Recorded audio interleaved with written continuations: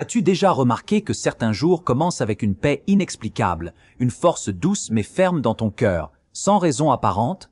Cette sérénité qui t'envahit avant même que le monde ne t'ait touché, cette confiance tranquille qui précède les épreuves de la journée, cette sensation d'être porté par une main invisible alors que rien dans ton environnement n'a encore changé. Ce n'est pas hasard, ce n'est pas le fruit du hasard ou d'une bonne nuit de sommeil, c'est souvent le fruit d'une parole proclamée en silence au lever du jour. C'est la conséquence d'une graine spirituelle déposée dans le terreau de ton âme avant que le bruit du monde n'ait eu le temps de l'étouffer. Le psaume 27 agit comme une semence de lumière dans l'obscurité des pensées. Il pénètre les couches profondes de ton esprit, là où les doutes germent et où les peurs s'enracinent. Il y dépose une vérité qui résiste à toutes les contradictions du quotidien. L'Éternel est ma lumière et mon salut. De qui aurais-je peur? Cette parole n'est pas une belle phrase que l'on récite machinalement, c'est une épée. Une épée à double tranchant qui transperce les mensonges, qui coupe les liens de l'angoisse, qui met en fuite les armées invisibles de la peur. C'est une vérité spirituelle qui, chaque matin, repousse les ténèbres qui voudraient t'étouffer avant même que tu n'aies commencé à vivre ta journée. Imagine un instant, les ténèbres ne sont pas simplement l'absence de lumière.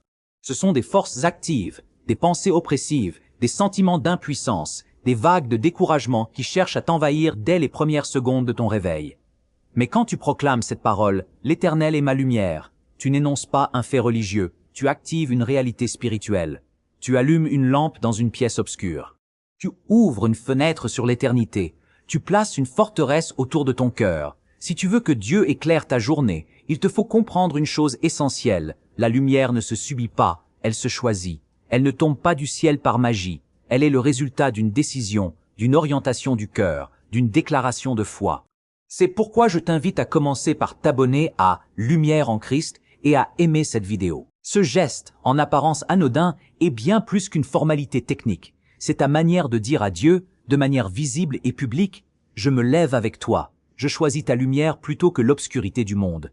Je m'aligne sur ta volonté plutôt que sur mes inquiétudes. » Écris aussi en commentaire, comme un acte de foi prophétique, « Je refuse de commencer ma journée sans la lumière de Dieu. » Ces mots ne sont pas une simple formule, ils sont une déclaration de guerre contre les ténèbres. Ils sont une pierre angulaire posée sur ton matin. Ils engagent ta volonté et ta foi. Et quand tu écris ces mots, tu ne les écris pas seulement pour toi, mais aussi pour ceux qui les liront, pour être un témoin, un encouragement, un signal d'espérance dans la nuit de leur propre matin. Reste jusqu'à la fin. Ne cède pas à la distraction, ne laisse pas ton esprit s'éparpiller. Une prière t'attend, pas une prière ordinaire, mais une prière de consécration, une prière de combat, une prière qui va fortifier ton esprit et activer ce psaume dans ta vie, car ce n'est pas assez de connaître les mots, il faut les laisser descendre dans ton cœur, les laisser travailler dans le secret de ton être, les laisser transformer ta manière de penser, de ressentir, de marcher. Avant d'aller plus loin, je veux que ce moment devienne saint. Pas simplement un moment de plus dans ta journée, pas une vidéo que tu écoutes en faisant autre chose. Je veux que ta chambre devienne un sanctuaire, que ton salon se transforme en tabernacle, que ton oreille devienne une porte ouverte sur le ciel. Ferme les yeux si tu le peux. Éloigne-toi du bruit. Laisse-toi entrer dans une atmosphère de présence, de silence sacré, d'attente confiante. Laisse-moi prier pour toi avec foi, non pas avec des mots vides, mais avec une conviction profonde, avec l'assurance que celui qui a promis est fidèle, avec la certitude que ta prière monte comme un encens devant le trône de Dieu. Seigneur, Dieu de l'aurore, toi qui sépares la lumière des ténèbres et qui appelles chaque matin à exister par la puissance de ta parole, je me tiens devant toi en ce moment sacré. Je ne viens pas avec des formules toutes faites, mais avec un cœur qui cherche ta face, une âme qui aspire à ta présence, un esprit qui se vide de ses propres pensées pour se laisser remplir par les tiennes. Je te présente ton enfant, celui ou celle qui écoute ces mots, qui a choisi de commencer cette journée avec toi, qui a fait le premier pas vers ta lumière. Tu connais ses pensées secrètes, ces pensées qu'il n'ose partager avec personne, ces doutes qui rongent parfois son cœur, ces espoirs qu'il n'ose même pas formuler. Tu connais ses silences, les mots qu'il n'a pas dit, les prières qu'il n'a pas osé prier, les questions qu'il a enfouies au plus profond de son être. Tu connais ses urgences, ses pressions qui l'assaillent, ses échéances qui l'angoissent, ses attentes qui l'épuisent. Rien de tout cela ne t'est étranger. Tu vois au-delà des apparences, tu discernes les combats invisibles, tu entends les cris silencieux de son cœur. Viens maintenant, Seigneur, poser ta main sur son cœur. Pose-la comme un sceau d'appartenance, comme une marque de protection, comme une source de guérison. Là où son cœur a été blessé, pose ta main qui restaure. Là où son cœur a été refroidi, pose ta main qui réchauffe. Là où son cœur a été troublé, pose ta main qui apaise. Là où son cœur a été endurci, pose ta main qui attendrit. Que ta main ne se retire pas de lui, elle, tout au long de ce jour, mais qu'elle reste posée comme une promesse vivante. Qu'au son de ta parole, toute confusion se taise. Ces voix qui se disputent dans son esprit, ces conseils contradictoires qui l'égarent, ces peurs qui paralysent ses décisions, qu'elles s'éteignent devant l'autorité de ta voix. Que la paix remplace les fardeaux. Non pas une paix fragile ou temporaire, mais ta paix, celle qui surpasse toute intelligence, celle qui garde les cœurs et les pensées en Jésus-Christ. Que cette paix descende dans les profondeurs de son être, qu'elle y fasse son nid, qu'elle y règne en souveraine. Que la lumière de ton visage se lève sur lui, elle, comme l'aurore.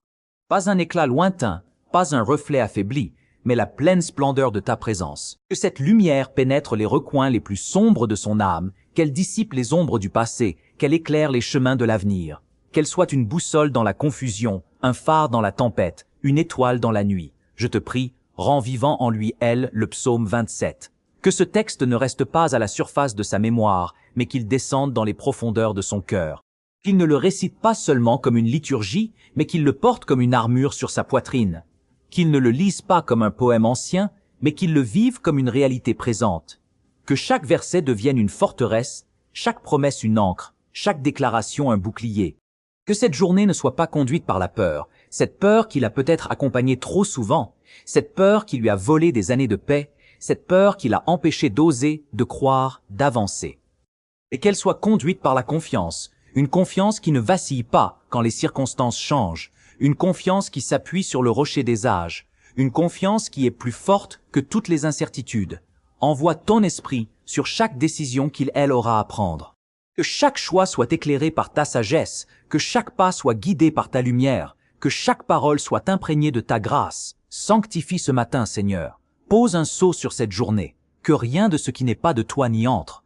Que tout ce qui est bon vienne de toi. Que tout ce qui est vrai te soit rendu. Que tout ce qui est pur te soit consacré. Place une lumière sur son chemin, non pas une lumière qui éblouit, mais une lumière qui éclaire juste assez pour la guider, pour qu'il sache elle voie où poser le pied, pour qu'il sache elle ne trébuche pas dans les ténèbres, et place un feu autour de lui d'elle, un feu qui protège, qui réchauffe, qui consume les ronces et les épines sur sa route. Que cette lumière précède et que ce feu entoure, que ces deux réalités l'accompagnent tout au long de ce jour. Qu'il slash en ce jour, non pas qu'il slash l'aime le pense, non pas qu'il slash l'aime l'espère, mais qu'il slash l'aime le sache avec une certitude qui ne se dément pas, qu'il slash l'aime n'est pas seul. Tu es sa lumière quand tout est obscur, tu es son salut quand tout semble perdu, tu es son rocher quand tout s'effondre. Et ces trois vérités, Seigneur, sont plus solides que les montagnes, plus durables que les étoiles, plus certaines que l'aurore. Au nom de Jésus-Christ, le roi des rois, le prince de la paix, le berger des brebis, le médecin des âmes, le sauveur du monde. Amen. Maintenant, entre dans cette journée avec la certitude que tu n'es plus seul. La lumière de Dieu est sur toi, sa paix est dans ton cœur, sa promesse est devant toi. Marche avec confiance, car celui qui t'a appelé est fidèle. Et souviens-toi, chaque matin est une page blanche que Dieu remplit de sa lumière. Et si cette parole a nourri ton âme, ne la garde pas pour toi. Partage-la avec quelqu'un qui commence sa journée dans l'obscurité et qui a besoin de cette semence de lumière. Car la lumière n'est faite que pour être donnée, et la parole de Dieu ne s'épuise jamais quand on la partage. Écris en commentaire, je commence ma journée dans la lumière de Dieu. Que cette déclaration soit ton encre aujourd'hui, et qu'elle éclaire la journée de tous ceux qui la liront. Seigneur, Dieu de l'aurore et de la lumière, je te présente ton enfant qui commence cette journée. Tu connais ses pensées secrètes, ses silences, ses urgences, ses fardeaux invisibles et ses espoirs les plus profonds. Rien de ce qui habite son cœur ne t'est étranger. Tu vois au-delà des apparences, tu discernes les combats que personne ne voit et les larmes que personne ne compte. Viens maintenant poser ta main sur son cœur. Pose-la sur ce cœur qui parfois s'agite, qui parfois doute, qui parfois se fatigue. Pose ta main de guérison, de paix et d'autorité. Qu'au son de ta parole, toute confusion se taise. Que les voix contradictoires qui l'assaillent depuis l'aube se réduisent au silence. Que l'angoisse qui cherche à s'installer soit délogée par ta sérénité. Que la paix, ta paix, celle qui surpasse toute intelligence, remplace les fardeaux qu'il porte depuis trop longtemps. Que la lumière de ton visage se lève sur lui comme l'aurore, non pas comme un reflet lointain, mais comme une présence brûlante qui réchauffe, qui éclaire, qui guide. Que cette lumière ne soit pas simplement une sensation, mais une révélation intérieure qui transforme sa manière de voir, de penser et de marcher. Je te prie, rends vivant en lui le psaume 27. Qu'il ne le récite pas seulement comme un texte appris par cœur, mais qu'il le porte comme une armure sur sa poitrine, comme une épée dans sa bouche, comme une forteresse dans son esprit. Que chaque verset devienne une ancre pour son âme, une promesse sur laquelle il peut bâtir sa journée, une certitude qui résiste aux assauts du doute. Que cette journée ne soit pas conduite par la peur, cette peur qui paralyse, qui empêche d'avancer, qui rétrécit l'espérance, mais par la confiance, cette confiance qui ose, qui espère, qui croit même sans voir. Envoie ton esprit sur chaque décision qu'il aura à prendre, sur chaque parole qu'il prononcera, sur chaque pas qu'il fera. Que ses choix soient éclairés par ta sagesse, que ses paroles soient imprégnées de ta grâce, que ses pas soient ordonnés par ta volonté. Sanctifie ce matin, Seigneur. Pose un sceau sur cette journée. Place une lumière sur son chemin pour qu'il ne trébuche pas et un feu autour de lui pour le protéger des assauts invisibles. Que cette lumière précède et que ce feu entoure. Qu'il sache en ce jour, non pas qu'il le pense, non pas qu'il l'espère, mais qu'il le sache avec une certitude profonde qu'il n'est pas seul. Tu es sa lumière dans l'obscurité, tu es son salut dans la détresse, tu es son rocher dans la tempête. Qu'il repose sur toi non pas comme sur une idée, mais comme sur une réalité vivante. Qu'il s'appuie sur toi non pas comme sur un soutien lointain, mais comme sur une présence proche, fidèle, inébranlable. Au nom de Jésus-Christ, le roi des rois, le prince de la paix, le berger de nos âmes. Amen. Le psaume 27 n'est pas une simple louange, c'est un cri de l'âme qui choisit la lumière au milieu des ténèbres. David l'écrit dans l'angoisse, poursuivi par ses ennemis, mais il proclame « Quand une armée se camperait contre moi, mon cœur n'aurait aucune crainte » verset 3. Ce psaume est une déclaration de foi en plein combat. Jésus lui-même, dans Jean 8, 12, dit « Je suis la lumière du monde. Celui qui me suit ne marchera pas dans les ténèbres, mais il aura la lumière de la vie. » Le lien est clair. Celui qui commence sa journée avec cette vérité n'est pas dirigé par la peur, mais par la lumière. Pourtant, aujourd'hui, beaucoup récitent ce psaume sans le vivre. Ils le connaissent sans s'y réfugier. Cette vidéo est là pour restaurer ce refuge et pour t'apprendre à marcher avec cette lumière chaque jour. Si tu veux que ta journée commence dans la paix et non dans le trouble, il te faut recevoir des clés spirituelles dès l'aurore. Le psaume 27 en contient plusieurs, précieuses, oubliées, mais puissantes. Elles ne sont pas là pour être entendues, mais pour être vécues. Voici maintenant les 10 premières clés du matin pour marcher avec force et lumière. La première clé du matin, c'est de laisser Dieu être ta seule lumière dès le réveil. Pas ton téléphone, pas ton agenda, pas ton anxiété, mais Dieu. Le psaume 27 commence par une révélation puissante. L'Éternel est ma lumière et mon salut. De qui aurais-je peur? David ne débute pas en exposant ses problèmes. Il commence par proclamer qui Dieu est. Car celui qui commence sa journée par une déclaration d'identité divine construit un refuge que l'ennemi ne peut percer. Ce verset n'est pas une poésie spirituelle, c'est une vérité de guerre. Il ne dit pas « Dieu me montre la lumière », il dit « Dieu est la lumière ». Il ne dit pas « Dieu me sauve parfois », il dit « Dieu est le salut ». Ce n'est pas une aide passagère, c'est une position permanente. Si tu ne places pas Dieu dans cette position dès les premières minutes de ta journée, d'autres forces prendront sa place. La peur, l'agitation, le stress, les pensées confuses. Tu peux commencer ta journée avec un café, ou tu peux commencer ta journée avec une lumière. Et la lumière, ce n'est pas ce que tu ressens, c'est ce que tu choisis. Quand tu choisis Dieu comme ta lumière, tu invites sa présence à précéder tout ce qui t'attend. Même si les épreuves ne disparaissent pas, elles sont éclairées. Même si les réponses ne viennent pas tout de suite, la paix est là. Ta foi ne dépend plus des circonstances, mais d'une source qui ne s'éteint jamais. La première clé du matin, c'est de déclarer avec autorité « Dieu est ma lumière. Là où la lumière règne, aucune peur ne peut s'asseoir. » Si tu veux commencer ta journée sur cette vérité, déclare maintenant avec foi « Seigneur, tu es ma lumière. Je ne marcherai pas dans l'ombre aujourd'hui. Ta présence me précède, m'éclaire et me garde. En toi, je suis en sécurité. » La deuxième clé du matin, c'est de ne pas fuir les combats, mais de se tenir debout dans la confiance. Le psaume 27 ne nie pas l'existence des ennemis. Il affirme la victoire au milieu d'eux. David dit « Quand des méchants s'avancent contre moi pour dévorer ma chair, ce sont mes persécuteurs et mes ennemis qui chancellent et tombent. » Il ne dit pas « S'ils s'avancent », il dit « Quand ». Cela signifie que la pression, l'opposition, les pensées négatives, les attaques font partie du chemin. Mais ce psaume nous apprend qu'en Dieu, nous avons le droit de tenir notre position sans trembler. Le croyant mature n'attend pas la fin du combat pour avoir la paix. Il apprend à marcher en paix pendant la bataille. C'est une posture intérieure, une confiance enracinée dans la fidélité de Dieu. Fuir les épreuves ou les éviter ne t'apportera jamais la paix durable. C'est dans l'affrontement avec la présence de Dieu que ton courage se renouvelle. Le matin, beaucoup se lèvent avec l'angoisse de ce qui les attend, les responsabilités, les conflits, les imprévus. Mais celui qui prie avec le psaume 27 ne demande pas à Dieu d'effacer le combat. Il demande la force pour y rester sans tomber. Cette paix n'est pas humaine, elle est surnaturelle. David ne tremble pas parce qu'il se sent fort, mais parce qu'il sait que Dieu est là. Voilà pourquoi, chaque matin, tu dois parler à ton âme comme un roi parle à ses soldats. Debout, en position confiant. La victoire ne vient pas quand tout s'arrête, elle vient quand tu apprends à marcher en paix au milieu de ce qui bouge. La deuxième clé du matin, c'est donc de déclarer avec autorité que tu restes debout, même si le monde s'agite. Proclame cette parole. Seigneur, même si l'opposition se lève, je reste debout. Ta paix m'habite, ton regard me fortifie. Je n'ai pas peur, car tu es avec moi aujourd'hui encore. La troisième clé du matin, c'est de chercher la présence de Dieu comme ton seul abri. Le psaume 27 n'est pas une formule magique, c'est une orientation intérieure. David dit au verset 4, « Je demande à l'Éternel une chose, que je désire ardemment, je voudrais habiter toute ma vie dans la maison de l'Éternel. » Il aurait pu demander la victoire sur ses ennemis, la fin des conflits, la richesse ou la paix extérieure. Mais il demande une seule chose, la présence de Dieu. Car David a compris que la véritable sécurité ne dépend pas de l'absence de menaces, mais de la proximité de Dieu. Beaucoup commencent leur journée en cherchant des solutions, des protections visibles, des sécurités humaines. Mais ceux qui marchent dans la révélation du psaume 27 comprennent que l'abri le plus sûr, c'est la présence du Très-Haut. Là où Dieu est, l'ennemi ne peut pas régner. Là où Dieu est, la confusion se dissipe. Ce matin, tu peux courir après les réponses, ou tu peux courir vers le refuge. David ne veut pas simplement visiter la maison de Dieu, il veut y habiter.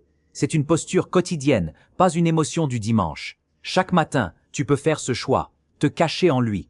C'est là que la peur recule, que la paix descend, que le regard s'élève. Ce psaume n'est pas une protection automatique, c'est une invitation à te rapprocher. Quand tu choisis de demeurer dans la présence de Dieu, tu déplaces ton centre de gravité. Tu n'es plus vulnérable au vent extérieur, tu es enraciné dans le lieu secret. La troisième clé du matin, c'est donc d'entrer dans ce lieu dès les premiers instants du jour. Proclame maintenant cette prière avec foi. Seigneur, je ne cherche pas un abri temporaire. Je choisis ta présence comme ma maison. C'est là que je vis, que je respire, que je suis en sécurité aujourd'hui. La quatrième clé du matin, c'est de choisir la beauté de Dieu comme ta première vision du jour. David dit, « Pour contempler la magnificence de l'Éternel et admirer son temple. » Ce verset, souvent lu rapidement, contient une clé puissante. Ta capacité à contempler Dieu détermine l'état de ton âme. Ce que tu regardes façonne ce que tu ressens. Ce sur quoi tu poses tes yeux dès le matin influence ta paix, ton courage, ta stabilité. Beaucoup ouvrent les yeux sur leurs notifications, sur les problèmes d'hier, sur la pression de la journée à venir. Mais David, lui, ouvre les yeux sur la beauté de Dieu. Il sait que sa force ne vient pas de ce qu'il comprend, mais de ce qu'il contemple. La beauté de Dieu, ce n'est pas un concept artistique, c'est la pureté de sa présence, la cohérence de son caractère, la fidélité visible même dans le silence. Contempler, c'est s'arrêter, rester, regarder profondément. C'est dire à ton âme, avant de voir ce que le monde attend de moi, je regarde celui qui m'a créé. Avant de voir les choses à faire, je contemple celui qui m'a sauvé. Voilà pourquoi cette clé est essentielle. Elle sanctifie ton regard, elle purifie ta vision du jour. Elle te permet de poser tes yeux là où tout commence et où tout finit, sur l'Éternel. Celui qui commence sa journée par la contemplation de Dieu ne sera pas gouverné par le bruit du monde. Son regard intérieur sera fixé et son cœur sera stable. Même si les circonstances changent, il ne changera pas d'attitude. La quatrième clé du matin, c'est de lever les yeux vers la beauté de Dieu avant même de les poser sur ton calendrier. Proclame cette prière. Seigneur, je détourne mes yeux du tumulte et je les pose sur toi. Tu es ma paix, ma beauté, ma force. Je commence cette journée les yeux fixés sur toi.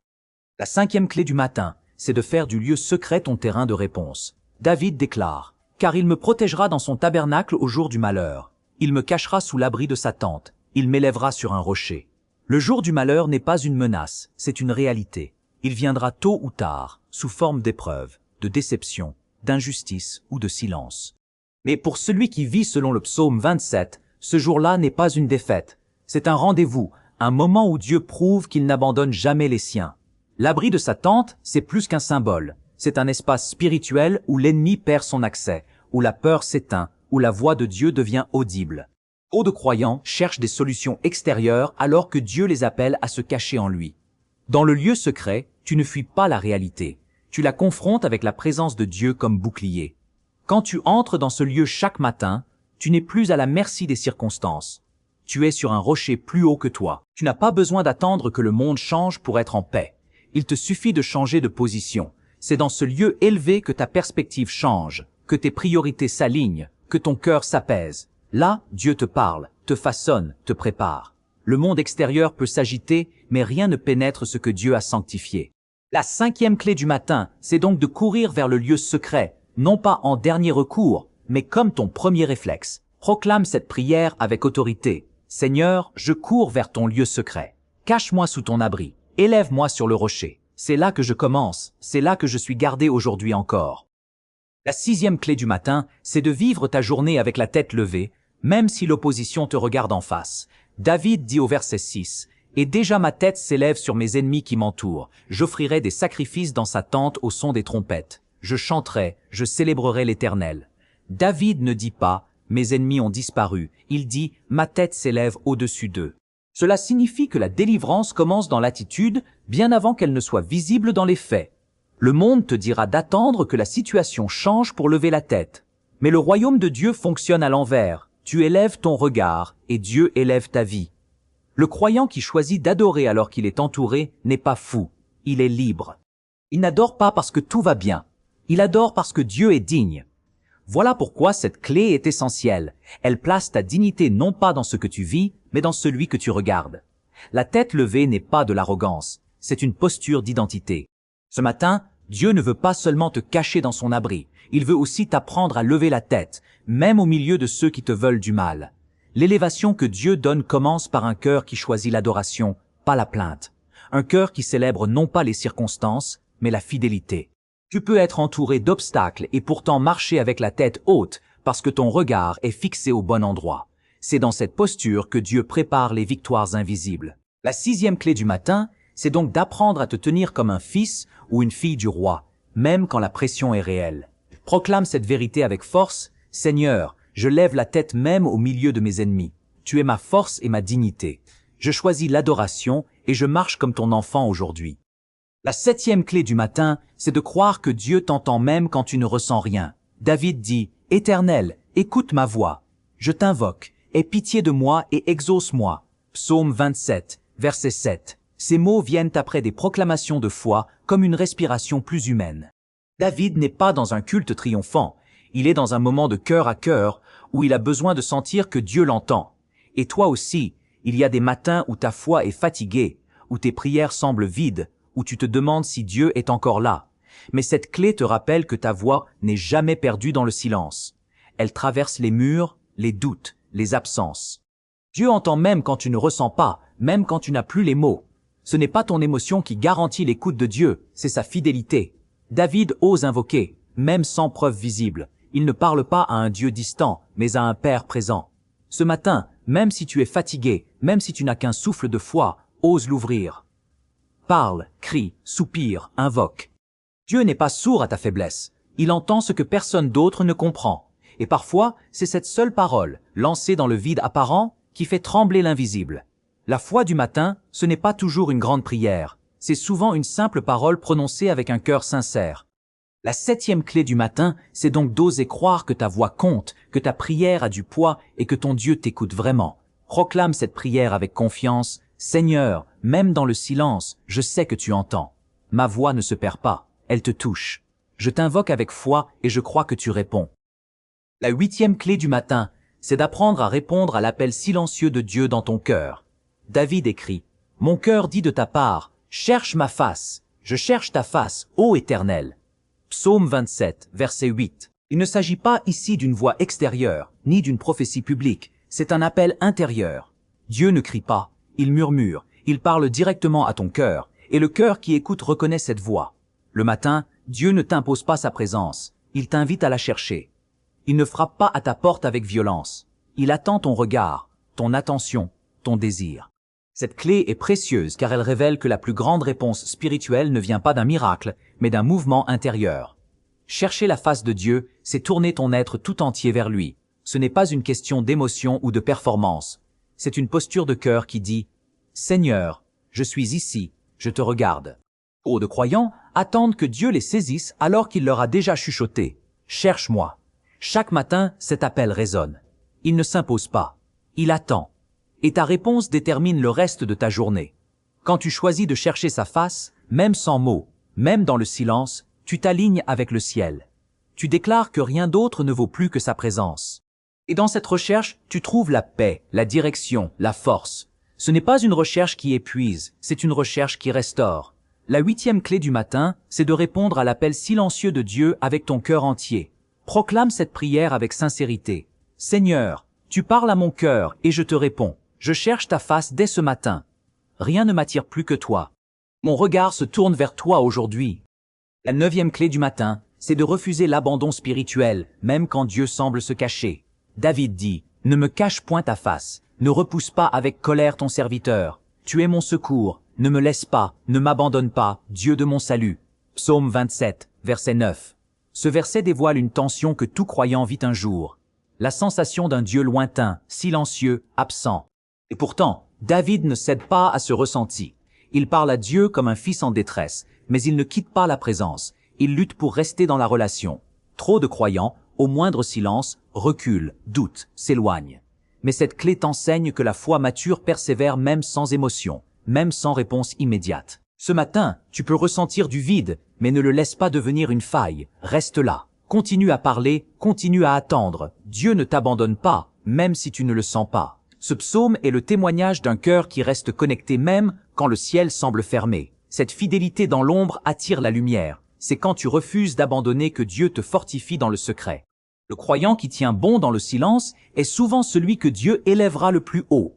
La 9e clé du matin, c'est de dire à ton âme, « Dieu est encore là, même quand je ne le vois pas. » Proclame cette parole avec fermeté. « Seigneur, je refuse d'abandonner même si je ne te sens pas. Tu es là, mon secours fidèle. Je te parle encore, je t'attends encore, je te fais confiance aujourd'hui. » La 10e clé du matin, c'est d'apprendre à attendre Dieu sans perdre courage. David termine ce psaume par une déclaration puissante. « Espère en l'Éternel, fortifie-toi et que ton cœur s'affermisse. Espère en l'Éternel. » Verset 14. Ce n'est pas une conclusion poétique, c'est un commandement spirituel. Ce matin, Dieu ne te demande pas d'aller vite, il ne te demande pas de tout comprendre. Il te demande d'espérer. Et espérer, ce n'est pas patienter en se résignant. C'est croire que Dieu agit pendant que tu attends. C'est tenir ta position alors que rien ne change encore. C'est t'affermir quand tout en toi voudrait t'abandonner. David ne parle pas d'une attente passive, mais d'une attente active. Il dit « fortifie-toi ». Ce verbe te rappelle que l'espérance est un choix quotidien. Et ce choix commence dès le matin. Avant même que les circonstances ne s'ouvrent, ton cœur peut s'affermir. Tu peux décider de ne pas laisser le doute gouverner ta journée. Tu peux choisir de croire, de rester ferme, de garder les yeux levés. Cette espérance n'est pas vide. Elle repose sur un Dieu fidèle, un Père qui n'oublie pas, un Sauveur qui agit souvent dans le silence. Le matin espérer, c'est dire « je ne vois pas encore, mais je crois déjà ». C'est dire à ton âme « attends, mais ne recule pas. Attends, mais reste dans la paix. Attends, mais proclame, car celui qui espère ne sera jamais confondu. » La 10e clé du matin, c'est de commencer ta journée non pas avec ce que tu ressens, mais avec ce que tu crois. Proclame cette vérité avec force. « Seigneur, j'espère en toi aujourd'hui. Mon cœur s'affermit, ma foi se relève. Je ne recule pas. Tu agis même en silence, et je choisis de t'attendre avec confiance. » Tu viens de recevoir 10 clés du matin tirées du psaume 27. Mais ce psaume cache aussi des vérités invisibles à ceux qui le récitent sans le vivre. Ce sont des fondations spirituelles puissantes, souvent ignorées, mais capables de transformer ta foi en profondeur. Prépare ton cœur, car ce que tu vas entendre maintenant va élever ton regard et ancrer ton espérance. La première vérité cachée du psaume 27, c'est que la lumière de Dieu n'est pas une direction extérieure, mais une révélation intérieure. David ne dit pas « montre-moi où aller », il dit « tu es ma lumière ». Cela signifie que la clarté que tu cherches n'est pas forcément une réponse extérieure, une circonstance qui s'éclaircit ou un chemin qui devient visible. C'est une révélation qui éclaire d'abord ton cœur, puis ta route. Beaucoup de croyants attendent que Dieu change ce qui est autour d'eux pour être en paix. Mais David commence par proclamer une lumière en lui, pas autour de lui. Cette lumière est spirituelle. Elle te rend capable de voir autrement. Elle transforme ta manière d'interpréter ce que tu vis. Elle te fait discerner la présence de Dieu là où d'autres ne voient que confusion. Voilà pourquoi tu peux être dans une saison obscure et pourtant marcher avec assurance, parce que la lumière ne vient pas après la victoire, elle précède la paix. Elle est déposée dans ton âme comme une lampe dans la nuit. Et cette lampe, c'est la parole, c'est la communion, c'est la voix douce du Saint-Esprit qui te parle quand tout semble bloqué. Le monde t'enseigne que la clarté vient par la compréhension. Dieu t'enseigne que la clarté vient par la foi. La lumière de Dieu ne t'explique pas tout, elle te suffit. C'est cette lumière qui permet à David de chanter même en pleine guerre. Cette vérité est profonde, ce n'est pas ce que tu vois qui te donne la paix, c'est la lumière que Dieu a placée en toi. Et cette lumière, aucune ténèbre extérieure ne peut l'éteindre. Proclame avec foi, Seigneur, ta lumière vit en moi. Même si tout semble flou, je marche avec clarté. Je ne suis pas guidé par la peur, mais par ta révélation. Tu es ma lumière. La deuxième vérité cachée du psaume 27, c'est que le salut de Dieu n'est pas un événement ponctuel, mais une position permanente. David ne dit pas simplement que Dieu l'a sauvé une fois. Il affirme, « L'Éternel est mon salut ». Il ne parle pas d'un souvenir du passé, mais d'une réalité présente. Il ne fait pas référence à un moment de délivrance, mais à une alliance continue. Cette révélation change tout. Elle t'invite à ne plus chercher ton assurance dans ce que Dieu a fait autrefois, mais dans qui il est maintenant. Beaucoup de croyants vivent dans le regret ou la nostalgie. À l'époque, Dieu m'avait parlé, Dieu m'avait délivré. Mais David proclame que son salut n'est pas enfermé dans un ancien miracle. Il est vivant, actuel, ininterrompu. Quand tu te lèves le matin, Dieu n'a pas besoin de recréer une victoire. Il est déjà ton salut. Il n'a pas changé. Et cette vérité ancre ton âme. Elle t'éloigne de l'instabilité émotionnelle, du besoin d'une preuve nouvelle à chaque jour. Elle te rappelle que ta sécurité ne repose pas sur le visible, mais sur une nature divine immuable. Dieu ne devient pas ton secours quand les choses vont mal, il l'est déjà. Et cette position, personne ne peut la déplacer, sauf toi. Quand tu choisis de rester dans cette alliance, tu refuses de prêter ta paix aux circonstances. Tu marches avec une stabilité qui dérange les ténèbres. C'est ce que David vivait. Au milieu des menaces, il restait confiant, non pas parce qu'il espérait une intervention, mais parce qu'il habitait une réalité. Dieu est mon salut. Proclame cette parole avec foi. Seigneur, tu n'es pas seulement celui qui m'a sauvé. Tu es mon salut aujourd'hui. Je m'appuie sur toi. Rien ne m'arrache à ta main. Tu es ma sécurité. La troisième vérité cachée du psaume 27, c'est que la peur ne disparaît pas par la force, mais par la révélation de qui est avec toi. David déclare, « De qui aurais-je peur ?» Il ne dit pas qu'il n'y a aucun danger. Il ne dit pas que la peur ne frappe pas à sa porte, mais il choisit de ne pas lui ouvrir. Il parle à son âme avant que l'ennemi ne parle à son esprit, car la peur ne commence pas à l'extérieur, elle commence à l'intérieur, par une pensée, une imagination, une projection. Et cette peur devient puissante quand tu oublies qui marche avec toi. Mais David, lui, sait que l'Éternel est là. Il ne voit peut-être pas encore l'issue, mais il connaît la présence. C'est cette présence qui désarme la peur. Voilà la clé. La peur ne part pas quand tout va mieux. Elle part quand Dieu devient plus réel à tes yeux que la menace. Ce psaume ne t'invite pas à ignorer le danger. Il t'invite à regarder au-dessus de lui, à fixer ton regard sur celui qui ne change pas, même quand tout tremble. Tu peux être entouré de défis, mais si ton esprit est ancré dans la révélation de Dieu, la peur n'aura aucun pouvoir sur ta paix. David ne nie pas ses ennemis, mais il les replace à leur juste position, sous les pieds de celui qui le garde. Cette vérité est fondamentale. Tant que tu penses devoir vaincre la peur par toi-même, elle te dominera. Mais dès que tu comprends que la peur fond devant la présence de Dieu, tu changes de combat.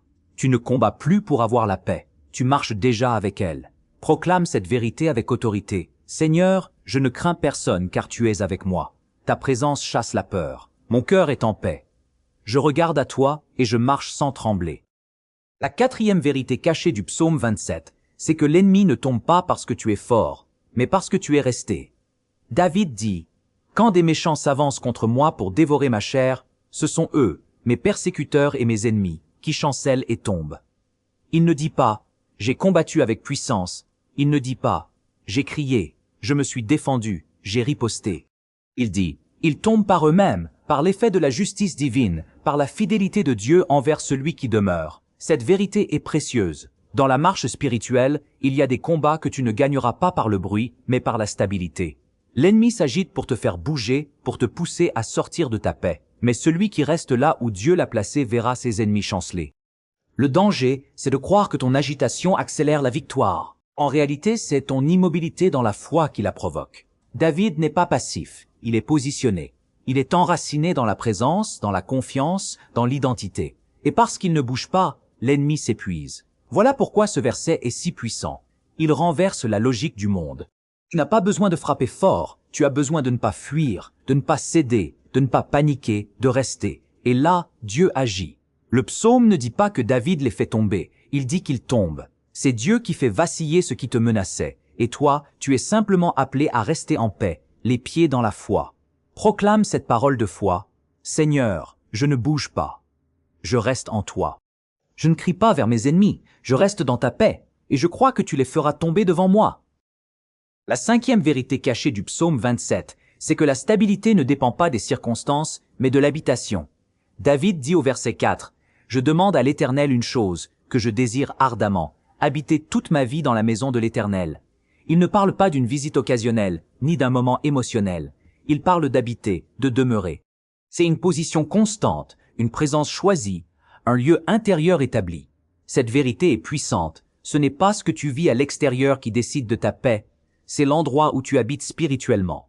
Tu peux traverser l'instabilité, les changements, les tempêtes, mais si ton âme demeure dans la maison de Dieu, tu restes ferme.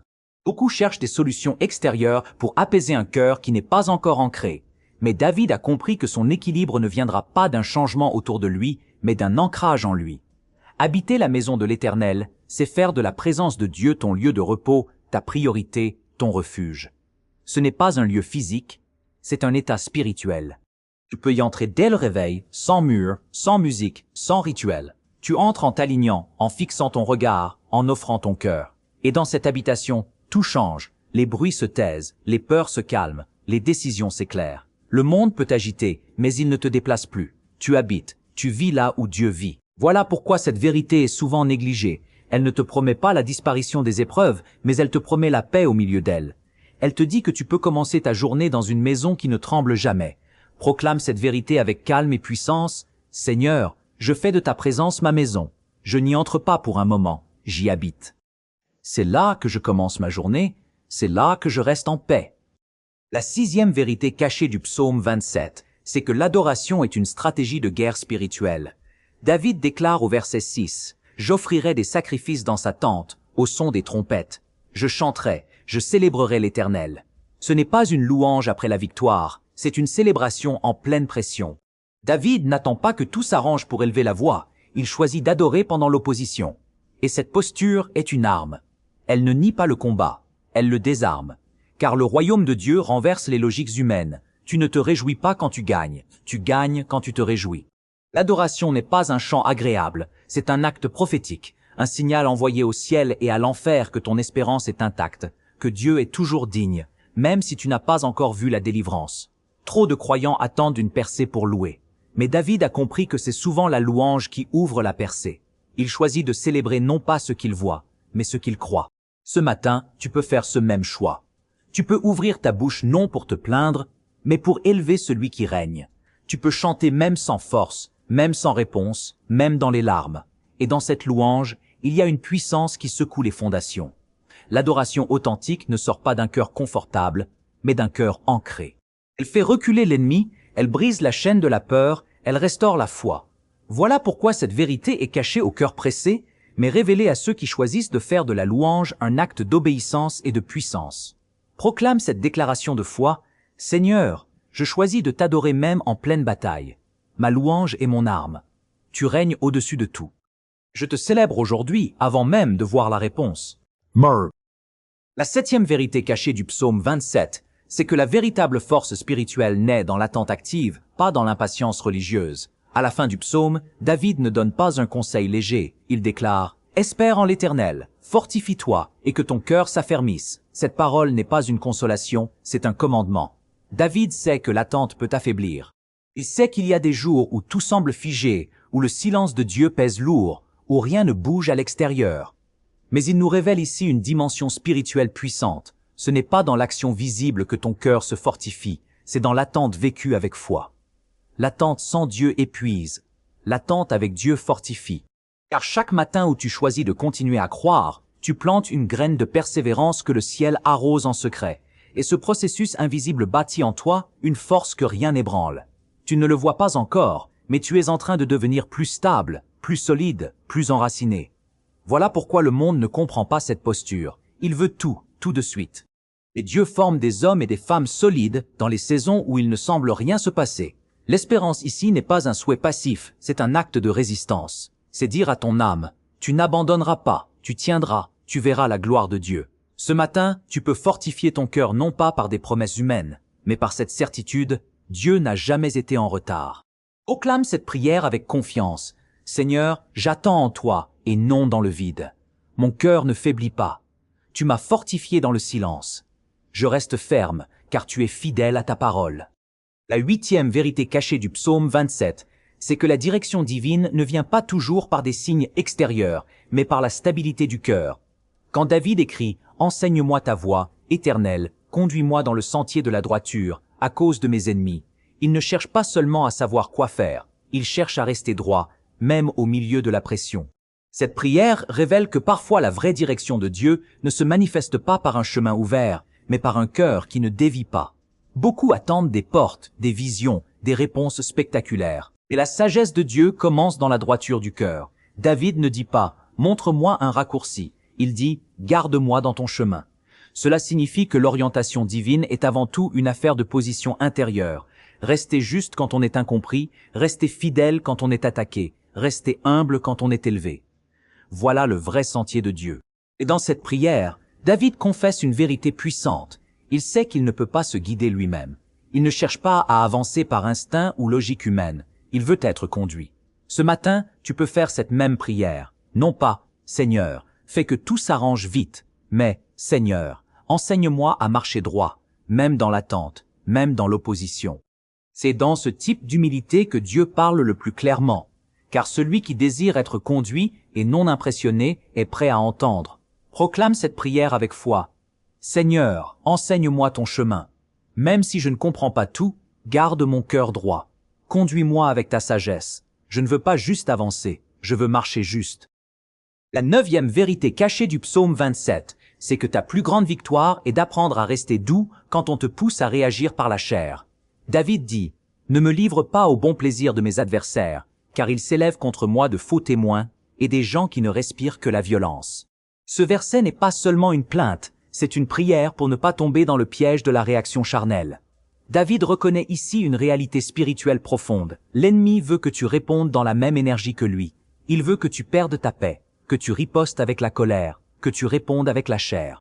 Mais David supplie Dieu, ne me laisse pas tomber entre leurs mains, ne me livre pas à leur plaisir. Cette prière, c'est celle d'un cœur qui préfère la justice de Dieu à la vengeance humaine. Cette posture est puissante parce qu'elle te garde, parce qu'elle t'élève, parce qu'elle t'empêche de devenir ce que l'adversité voudrait que tu sois.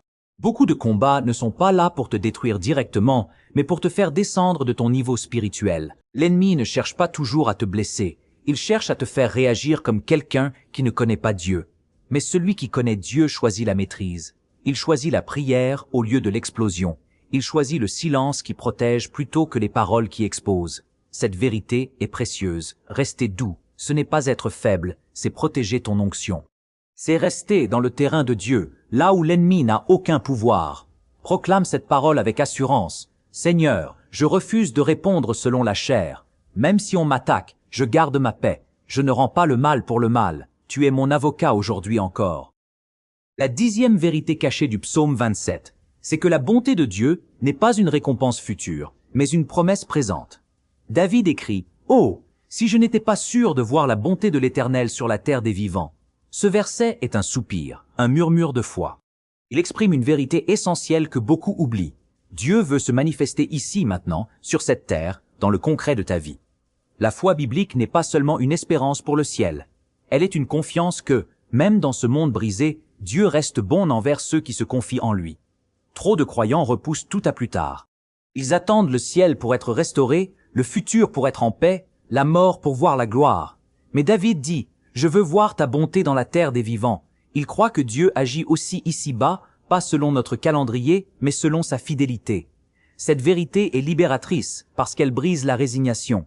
Elle chasse la religiosité qui attend sans jamais recevoir. Elle donne à ton cœur le droit d'espérer quelque chose de bon aujourd'hui. Ce matin, Dieu peut encore ouvrir une porte. Il peut encore envoyer une réponse. Il peut encore surprendre ta foi. Ce n'est pas de l'orgueil d'espérer du bien. C'est de la maturité spirituelle.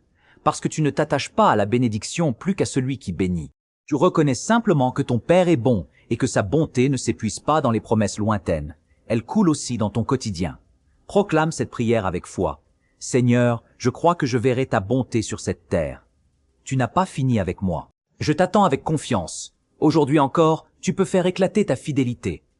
Tu as reçu des clés du matin et des révélations cachées, mais la vraie transformation commence maintenant dans l'application. Car une vérité que tu n'appliques pas reste théorique. Ce que tu vas entendre ici peut transformer ta foi, ton quotidien, ta manière de prier, d'aimer, de résister et d'avancer. Prépare-toi. Dieu veut t'équiper pour marcher dans l'action. Le premier acte de transformation, c'est de sanctifier tes premières pensées dès le réveil. Avant même d'ouvrir les yeux, ton esprit est déjà une terre spirituelle, et ce que tu y laisses pousser dans les premières minutes déterminera l'atmosphère de ta journée. David, dans le psaume 27, commence par une déclaration intérieure. « L'Éternel est ma lumière et mon salut ». Il ne se laisse pas guider par son humeur ni par le poids de ses responsabilités. Il établit une vérité supérieure dans son âme. Voilà pourquoi toi aussi tu dois apprendre à capturer tes premières pensées. Trop de croyants se lèvent en regardant leur téléphone avant de regarder vers le ciel. Ils commencent leur journée par la pression, l'anxiété, les nouvelles, les notifications, et, sans le savoir, ils cèdent la gouvernance de leur esprit à tout sauf à Dieu. Mais le croyant qui veut marcher selon le psaume 27 commence sa journée dans le silence sacré de la présence. Il se réveille avec une parole, une prière, une simple déclaration. « Seigneur, je t'appartiens aujourd'hui ». C'est une discipline, mais aussi une offrande, une manière de dire à Dieu « Tu es le premier ». Cette sanctification des premières pensées te protège contre la confusion. Elle donne à ton cœur une direction claire. Elle chasse les voix qui veulent s'imposer avant même que tu n'aies prié. C'est là que commence la transformation spirituelle, non pas dans ce que tu fais après, mais dans ce que tu offres en premier. Proclame cette déclaration. « Seigneur, je sanctifie mes premières pensées. Avant tout, je t'honore. Tu es le premier dans ma journée.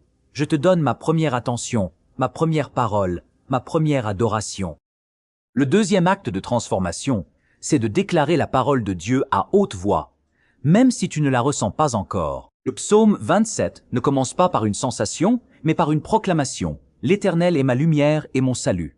David ne dit pas « Je me sens fort aujourd'hui ». Il dit « Dieu est ma lumière ». C'est une parole déclarée, pas une émotion partagée. Et cette posture change tout. Beaucoup de croyants attendent de ressentir la foi pour parler, alors que, dans le royaume de Dieu, tu parles pour créer la foi. La foi vient de ce que tu entends, et ce que tu entends doit aussi sortir de ta propre bouche. Il y a une puissance spirituelle dans le fait de proclamer la vérité divine sur ta vie, même quand tu ne la vois pas encore. Parce que la déclaration, c'est l'acte de l'âme qui refuse de se taire face au mensonge. C'est ta manière de dire « Je suis peut-être faible, mais la vérité reste la même. » Et cette vérité, c'est que Dieu est avec toi, qu'il est fidèle, qu'il ne change pas. Voilà pourquoi tu dois apprendre à parler, non selon ce que tu ressens, mais selon ce que tu crois. Chaque matin, même dans le silence, même dans la fatigue, ouvre la bouche, proclame la lumière, proclame le salut, proclame la présence. Et tu verras que ta bouche ouvre des portes que tes pensées n'arrivaient pas à forcer. Cette discipline transforme ton atmosphère intérieure. Elle fait reculer l'angoisse, elle repousse les ombres. Car ce que tu déclares par la foi devient ton environnement. Proclame cette prière avec foi. Seigneur, je déclare ta parole sur ma vie, même sans la ressentir. Tu es ma lumière, tu es mon salut. Je parle avec foi et je marche dans la vérité. Le troisième acte de transformation, c'est d'apprendre à gérer ton environnement spirituel au réveil. Ton atmosphère est une porte. Ce que tu laisses entrer influence ce qui va sortir de toi. David, dans le psaume 27, parle de demeurer dans la maison de l'Éternel, de contempler sa beauté, de chanter ses louanges. Il parle d'un environnement sanctifié, construit intentionnellement. Et toi aussi, tu dois construire un environnement qui protège ta paix dès les premières heures du jour. Beaucoup se réveillent dans un espace chaotique. Bruit, écran, distraction, paroles creuses. Et ils ne comprennent pas pourquoi leur esprit est brouillé. Mais ton âme est comme un sol. Elle absorbe ce que tu y poses. Si tu veux que la paix demeure, tu dois apprendre à régner sur ce qui entre. Mets de la louange, crée le silence, allume une parole de foi, prépare l'atmosphère de ta chambre comme on prépare un hôtel. Ce n'est pas de la religion, c'est de l'intelligence spirituelle. Ton environnement peut soit renforcer ta communion avec Dieu, soit la voler. C'est pourquoi les premières minutes de ta journée doivent être protégées comme un sanctuaire. C'est là que tu écoutes, que tu médites, que tu ajustes ton cœur. David ne parle pas seulement de Dieu, il parle de vivre avec Dieu dans un lieu, dans une ambiance. Et ce lieu, tu peux le créer, non pas par luxe, mais par choix. Tu peux transformer ta maison en un espace d'onction, même avec peu de choses, une attitude, un chant, une déclaration suffisent. Proclame cette prière avec foi. Seigneur, je consacre mon espace à ta présence. Que ma maison devienne un lieu de paix, un autel pour ton esprit. Je choisis l'ordre, le silence, la louange. Tu règnes ici. Le quatrième acte de transformation, c'est de choisir chaque matin une attitude d'élévation, même dans un environnement qui te tire vers le bas. David déclare dans le psaume 27, « Et déjà ma tête s'élève sur mes ennemis qui m'entourent. » Il ne dit pas que les ennemis sont partis, il ne dit pas que la situation a changé, il dit que sa tête s'élève. Cela signifie que ton élévation commence avant ta victoire extérieure, c'est une posture intérieure, une décision spirituelle. Tu choisis de ne pas te laisser tirer vers le bas par l'ambiance, par les mots des autres, par les tensions familiales ou les pensées accablantes. Ce que David nous enseigne ici, c'est que ton environnement ne définit pas ton niveau. Tu peux être entouré, critiqué, sous pression, et pourtant marcher avec la tête haute, parce que l'élévation vient de Dieu. Cette élévation n'est pas une arrogance, c'est une lucidité spirituelle. C'est savoir qui tu es, à qui tu appartiens, et pourquoi tu refuses de te laisser manipuler par les circonstances. Beaucoup de croyants se lèvent avec une foi forte, mais au contact d'un environnement toxique, tout s'éteint. Ce quatrième acte t'appelle à maintenir ta tête élevée, même si tout semble vouloir te courber. Regarde à Dieu, non à l'humeur des gens. Regarde à la promesse, non au regard des autres. Regarde à la vérité, non aux émotions du moment. Ton élévation est ton choix, et Dieu honore ceux qui refusent de se laisser écraser. Proclame maintenant cette prière, « Seigneur, je lève la tête aujourd'hui. Je ne me laisse pas écraser. Tu es ma dignité, ma force, ma hauteur. Même si je suis entouré, je reste dans l'élévation. » Le cinquième acte de transformation, c'est d'entretenir une conversation intérieure alignée avec la foi et non avec la peur. Dans le psaume 27, David ne parle pas seulement à Dieu, il parle aussi à son âme. Il dit « Espère en l'Éternel, fortifie-toi et que ton cœur s'affermisse. » Il s'adresse à lui-même, il exhorte son propre cœur, il le commande à rester debout. Et cela, tu dois l'apprendre aussi. Chaque matin, une voix intérieure t'accompagne. Cette voix peut te condamner, te fatiguer, te décourager ou bien te fortifier. Ce n'est pas toujours l'ennemi qui parle, parfois c'est ton propre cœur mal entraîné. Mais David nous montre ici un principe puissant. Tu peux parler à ton âme, tu peux choisir la voix dominante dans ton esprit. Tu peux former ton cœur à espérer même dans l'attente. Beaucoup de croyants laissent leur âme diriger leur journée au lieu de diriger leur âme dès le matin. Ce que tu penses devient ce que tu ressens. Ce que tu ressens devient ce que tu crois. Ce que tu crois devient ce que tu vis. Voilà pourquoi il est vital de nourrir ton âme des paroles de Dieu, de lui rappeler les promesses, de lui redire qui est ton secours, ton rocher, ton salut. David ne laisse pas sa douleur décider pour lui, il parle avec autorité à son intérieur. Proclame cette prière, « Seigneur, je parle à mon âme avec ta vérité. Je déclare l'espérance. Je choisis la paix. Mon cœur ne faiblira pas. Il s'affermit en toi dès ce matin. » Écris maintenant en commentaire comme une déclaration publique de foi. « Mon cœur s'affermit en Dieu et je refuse de laisser la peur diriger ma journée. » Le sixième acte de transformation, c'est de choisir de répondre à l'appel silencieux de Dieu chaque matin.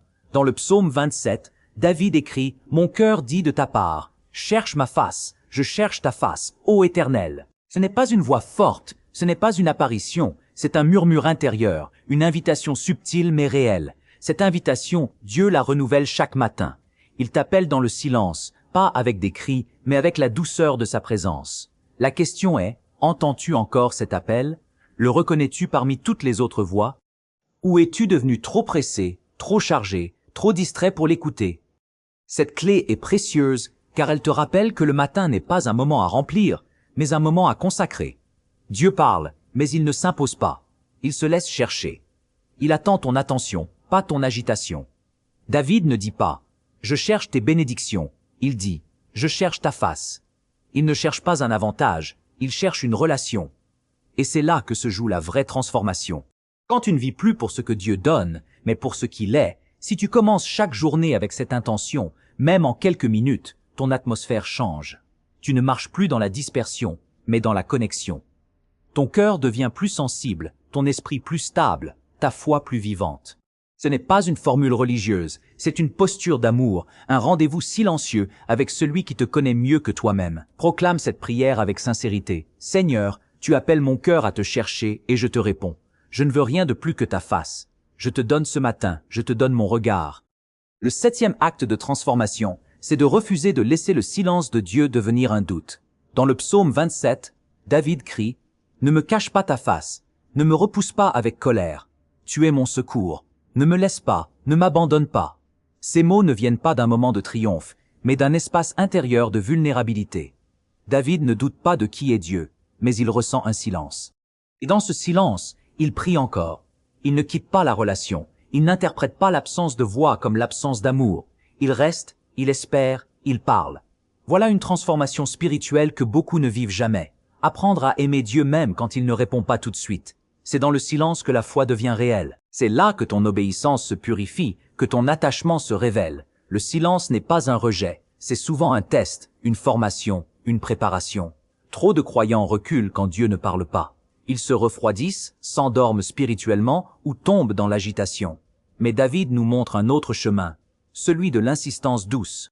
Il ne claque pas la porte, il reste dans la prière, dans l'attente, dans la confiance. Ce matin, Dieu t'invite à faire de même, à ne pas interpréter son silence comme un abandon, à ne pas conclure trop vite, à croire qu'il est là même quand tu ne ressens rien. Ce 7e acte de transformation te rend plus stable, plus profond, plus fidèle. Il t'éloigne de la foi émotionnelle pour t'ancrer dans une foi relationnelle. Proclame cette prière. Seigneur, même quand tu te tais, je te reste fidèle, je ne recule pas. Tu es mon secours, même silencieux. Je reste dans la foi, je reste dans l'alliance. Le 8e acte de transformation, c'est de pratiquer l'adoration comme une position spirituelle et non comme une émotion passagère. Dans le psaume 27, David proclame « J'offrirai des sacrifices dans sa tente, au son des trompettes. Je chanterai, je célébrerai l'Éternel. » Il parle ici d'une adoration consciente, volontaire, intentionnelle, pas d'une louange née d'une victoire, mais d'une décision prise au cœur du combat. David choisit d'adorer, non pas parce qu'il se sent bien, mais parce qu'il sait qui est Dieu. C'est là toute la force de l'adoration authentique. Elle ne dépend pas de ce que tu ressens, mais de ce que tu reconnais. Elle dit « Seigneur, tu es digne, même si rien autour de moi ne le montre encore. » Beaucoup attendent une bonne nouvelle pour chanter, mais David loue dans l'attente, dans la tension, dans la foi nue. C'est cette attitude qui transforme l'atmosphère spirituelle. Quand tu adores alors que tout te pousse à te taire, tu exerces une autorité puissante. Tu refuses de laisser la douleur voler ta voix. Tu refuses de laisser la confusion voler ton offrande. L'adoration devient alors une arme, une déclaration silencieuse mais redoutable. Tu règnes même ici. Ce n'est pas un chant en l'air, c'est un enracinement dans l'éternité. Ce matin, tu peux choisir de faire de l'adoration ton point de départ. Non pas une réaction à la bénédiction, mais une position constante de ton âme. C'est cela qui attire la présence, qui protège ta paix, qui prépare la victoire. Proclame avec foi. Seigneur, je t'adore, non pas selon mon ressenti, mais selon ta vérité. Tu es digne toujours. Ma voix ne dépend pas de mes circonstances. Elle t'élève dès ce matin. Le 9e acte de transformation, c'est de discerner la stratégie de l'ennemi qui cherche à t'arracher au lieu secret. Dans le psaume 27, David écrit « Il me protégera dans son tabernacle au jour du malheur. Il me cachera sous l'abri de sa tente. Il m'élèvera sur un rocher. » Cela signifie que Dieu a prévu un endroit pour te garder, un lieu spirituel d'intimité, de paix et de clarté. Mais l'ennemi, lui, ne peut pas entrer dans ce lieu. Il ne peut que tenter de t'en faire sortir. Sa stratégie est simple, te distraire, t'agiter, t'offenser, te fatiguer, t'emmener dans le bruit. Car s'il réussit à te faire bouger de ce lieu de refuge, tu deviens vulnérable. Ce matin, tu dois comprendre que la protection divine n'est pas qu'un mur invisible, c'est une position spirituelle. Rester caché en Dieu. Pour cela, tu dois refuser tout ce qui t'en éloigne. Tu dois apprendre à reconnaître les faux combats, les conversations inutiles, les pensées qui t'entraînent hors de la paix. Tu dois aussi cultiver un réflexe intérieur, retourner dans ce lieu chaque fois que tu sens la confusion monter. David savait que ce lieu existait. Il savait comment y revenir, non pas par fuite, mais par foi. Voilà la transformation, ne plus vivre ballotté par les humeurs du monde, mais ancré dans l'abri de Dieu. Proclame cette prière avec foi. Seigneur, je refuse de quitter ton refuge. Même quand l'ennemi m'agite, je reste dans ton abri. Ma paix ne sera pas volée. Je demeure sous ton regard aujourd'hui. Le 10e acte de transformation, c'est de t'attendre à voir la bonté de Dieu dans cette journée, et non seulement dans un avenir lointain. David dit « Oh, si je n'étais pas sûr de voir la bonté de l'Éternel sur la terre des vivants !» Il ne parle pas ici du ciel, ni d'un jour peut-être. Il parle d'ici, maintenant, dans cette vie présente. Cette vérité transforme ta manière de commencer la journée. Beaucoup espèrent la bonté de Dieu pour un jour meilleur, plus calme, plus stable. Mais David nous enseigne que la bonté de Dieu peut se manifester même dans un jour imparfait, même au milieu du combat, même au cœur de l'attente. Ce que tu déclares sur ta journée dès le matin influence ce que ton cœur sera capable d'y discerner. Si tu te lèves dans la résignation, tu risques de rater ce que Dieu prépare. Mais si tu te lèves dans l'espérance, tu deviens sensible aux détails de sa fidélité. La bonté de Dieu ne vient pas toujours sous forme spectaculaire. Parfois, c'est une paix soudaine, une réponse inattendue, une porte discrètement ouverte, un silence qui te calme, une parole qui tombe au bon moment. Chaque jour, tu as le droit, et même le devoir, de t'y attendre, parce que Dieu est bon aujourd'hui, pas seulement un jour. Voilà la vraie maturité spirituelle, croire que Dieu agit pendant ta marche, pas seulement à la fin. Tu n'attends pas la gloire future pour vivre sa grâce présente. Proclame cette prière. Seigneur, je crois que ta bonté m'accompagne aujourd'hui. Pas demain, pas un jour lointain, mais ici, maintenant. Ouvre mes yeux pour la reconnaître. Je m'attends à toi. Avant de conclure, j'aimerais t'emmener dans une parabole inspirée d'en haut. Elle ne vient pas pour t'enseigner seulement par des mots, mais pour déposer dans ton esprit une image, une invitation, un appel. Car parfois, une histoire vaut 1000 explications. Ouvre ton cœur et laisse cette scène t'éclairer. Il était une fois, dans un royaume éternel, un homme appelé Élian, que le roi avait choisi pour veiller chaque matin sur la cité. Ce n'était pas un poste d'honneur ni un rôle populaire. C'était une mission silencieuse, solitaire, mais sacrée. Avant même que le soleil ne se lève, Élian devait se tenir debout sur les murailles et scruter l'horizon. Chaque jour, il n'avait qu'une consigne. Garde les yeux ouverts et ton cœur prêt. La lumière viendra. Et les jours passaient, puis les semaines, puis les années. Parfois, les nuages couvraient le ciel. Parfois, la pluie fouettait son visage. Parfois, l'obscurité semblait plus longue que d'habitude. Et au fond de lui, une voix chuchotait. « Tu perds ton temps, va dormir. Tu pourrais vivre ta vie au lieu d'attendre un lever qui ne vient pas. » Mais Élian restait, pas par habitude, mais par choix, car il se rappelait la voix du roi. Il se rappelait la promesse, et chaque matin, même sans lumière, il murmurait « Je te fais confiance. » Un jour, une tempête plus noire que toutes les autres s'abattit sur la cité. Les portes furent secouées, les gens restèrent enfermés chez eux, et personne ne vit Élian monter à son poste. On pensa qu'il avait abandonné. Mais à l'intérieur des nuages, quelque chose bougeait, un éclat invisible, une percée. Et alors que la tempête semblait triompher, un rayon de lumière fendit le ciel. Il était faible, fragile, mais réel, et c'est alors qu'un cri retentit du haut des murailles, « La lumière est là !» C'était la voix d'Élian. Il n'avait jamais quitté sa place. Il était resté debout, les yeux ouverts, le cœur prêt. À ce cri, toute la cité s'éveilla. Les volets s'ouvrirent, les visages se tournèrent, le silence fut brisé. Non pas à cause du soleil, mais à cause du veilleur. Parce qu'un homme avait cru, parce qu'un homme avait tenu bon contre tout ce que ses yeux voyaient. Ce jour-là, la lumière ne fut pas simplement visible, elle fut accueillie.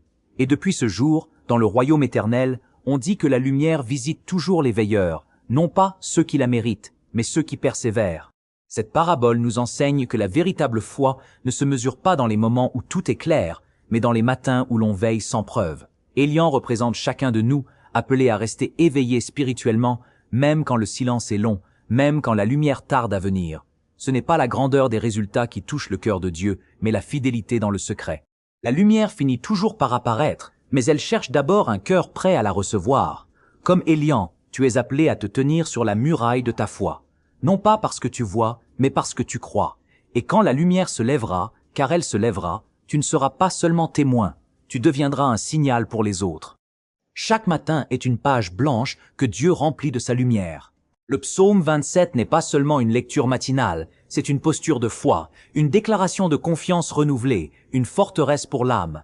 Ce texte sacré traverse les âges parce qu'il parle à nos combats silencieux, à nos peurs tues, à nos attentes prolongées. Il nous rappelle que, même quand le monde vacille, il existe un lieu où l'on peut demeurer dans la présence de Dieu. Tu as entendu 10 actes de transformation, une parabole céleste, des vérités cachées. Mais au fond, tout converge vers une seule réalité. Dieu est ton refuge. Non pas un refuge lointain ou inaccessible, mais un refuge vivant, présent, ouvert. Il ne te demande pas d'être parfait. Il te demande de venir, de te lever chaque matin avec un cœur disponible.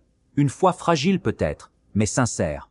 Dans ce simple mouvement d'espérance, il agit. Tu n'es pas seul à l'aube. Tu n'es pas perdu dans l'attente. Tu es dans un processus sacré. Chaque matin où tu choisis de t'approcher, de proclamer, de veiller, tu fais un pas vers cette lumière que rien ne peut éteindre. Sois en paix, sois ferme et continue de chercher sa face. Avant de clôturer, prenons un moment pour nous placer devant Dieu, non pas dans la précipitation, mais dans le silence du cœur.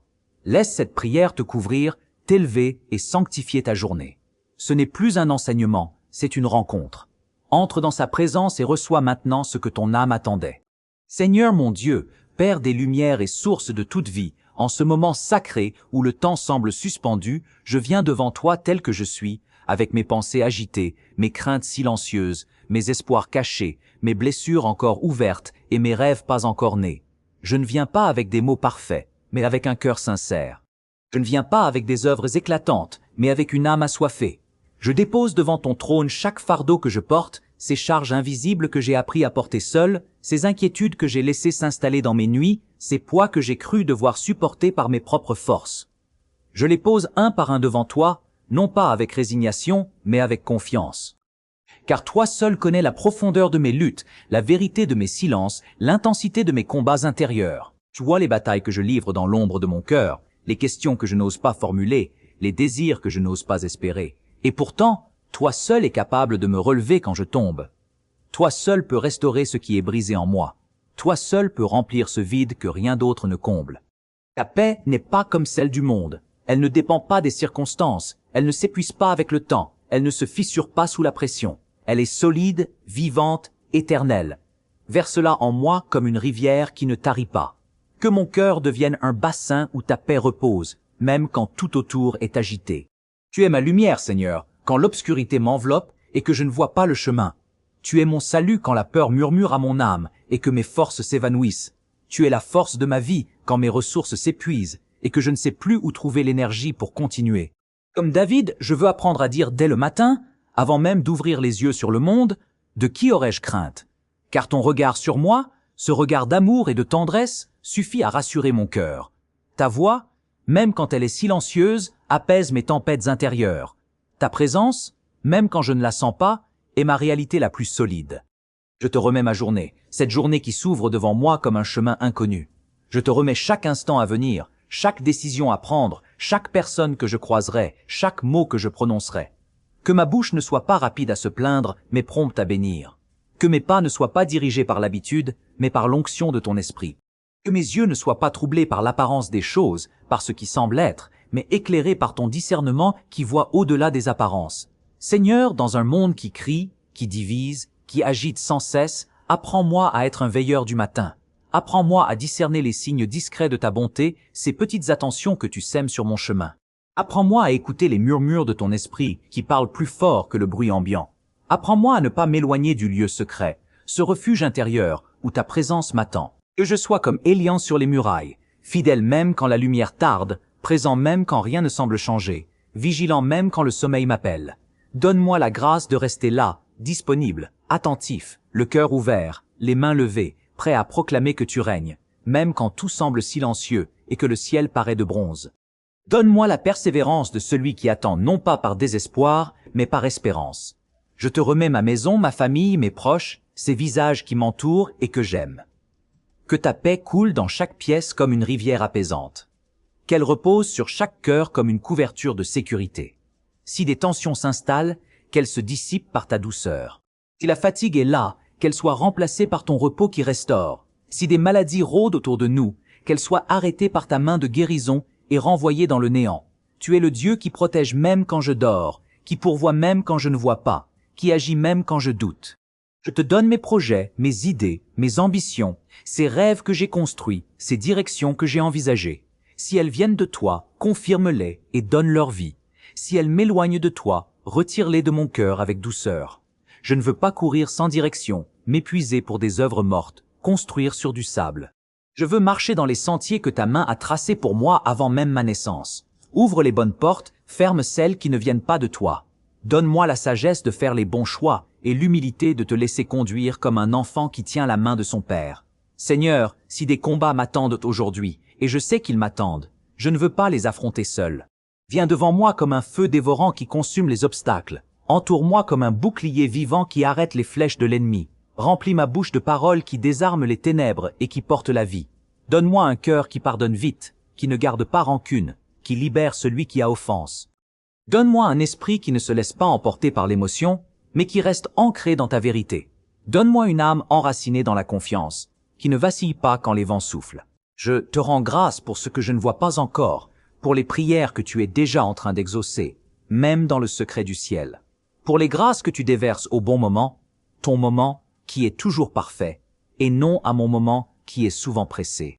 Pour les miracles silencieux que je ne remarque même pas, pour les protections invisibles dont je ne mesure pas l'ampleur, pour les rendez-vous divins que tu prépares en avance, ces rencontres qui changeront ma route sans que je le sache. Je veux te bénir, Seigneur, même quand il n'y a pas de raison apparente. Je veux te louer, même quand la musique est absente et que le silence règne.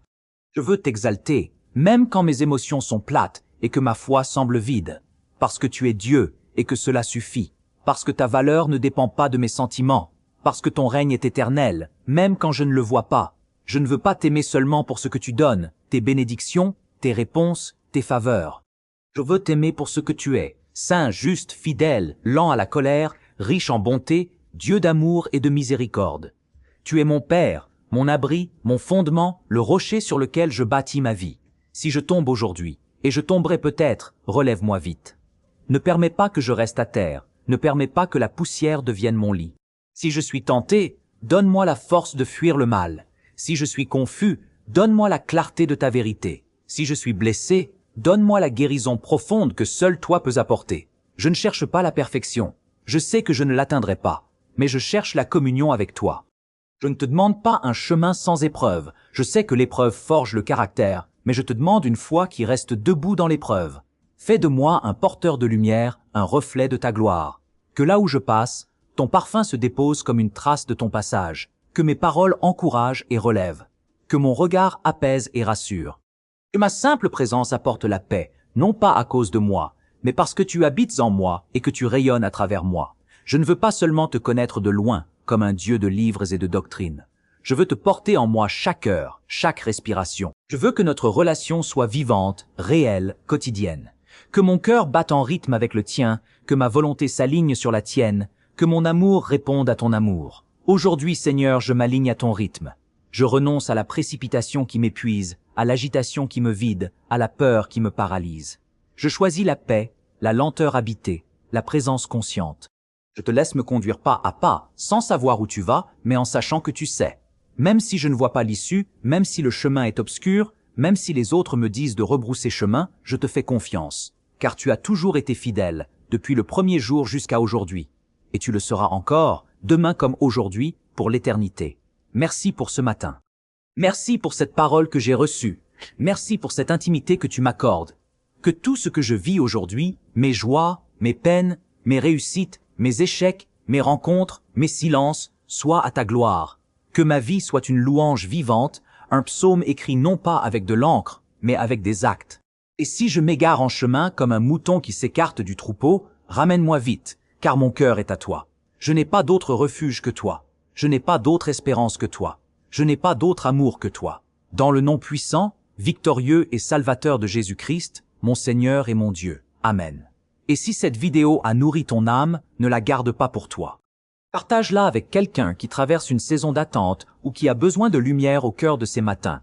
Ce message n'est pas simplement une parole à écouter, c'est une clé à transmettre. Pour affirmer ce que tu as reçu, écris en commentaire cette déclaration de foi comme un acte public de confiance. Même dans l'attente, je veille, car la lumière vient. Que cette phrase soit ton encre aujourd'hui, et qu'elle éclaire la journée de ceux qui la liront.